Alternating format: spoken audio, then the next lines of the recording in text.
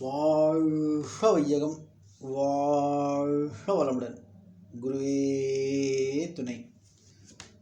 முழுமை பேறு. நமது அகத்தவ பயிற்சி, தியானம், தற்சோதனை, உச்ச மேம்பாடடைதல், முழுமை பேறு ஆகிய 4 அங்கங்களை கொண்டதாகும். தியானத்தில் ஆரம்ப கட்டத்தில் மனம் உயிரில் மையமாக்கப்பட்டு மயக்க நிலை நீங்கி விழிப்பு நிலை ஏற்படுத்துகிறது. தற்சோதனை மூலம் குற்றங்குறைகளை உணர்ந்து விளக்கத்திற்கும் பழக்கத்திற்கும் உள்ள போராட்டம் நீங்கப்பெற்று மனம் செம்மைப்படுத்தப்படுகிறது.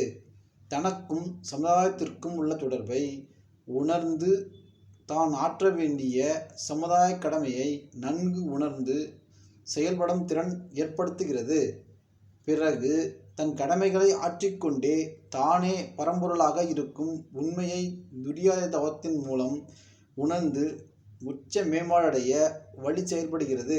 கடைசியாக எப்போதும் பரம்பொருள் நிலையிலேயே இருந்து செயல்படும் முழுமை பேறும் கிடைக்கப்பெறுகிறது.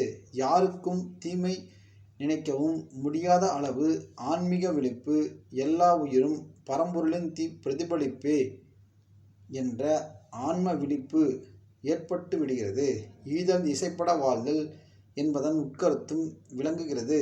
மனதின் மூலத்தை தெரிந்து கொள்ளும் போது அதுவேதான் உயிர் என தெரியும். உயிர்நிலையை உணர வேண்டுமாயின் அதற்கு மனம் அடங்கி மிக நுண்ணிய அதிர்வலைக்கு நாம் வர வேண்டும்.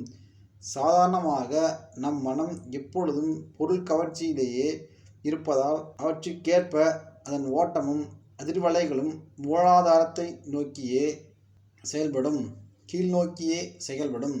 ஆகவே நுண்ணிய இயக்கத்துக்கு வர வேண்டுமானால் மனம் அடங்க வேண்டும், இயக்க வேகம் குறைய வேண்டும். இதைத்தான் நம் குண்டலினி யோகத்தால் நாம் சாதிக்கிறோம். அருள் தந்தை வேதாத்ரி மகரிஷி அவர்கள். வாழ்க வையகம், வாழ்க வையகம், வாழ்க வளமுடன்.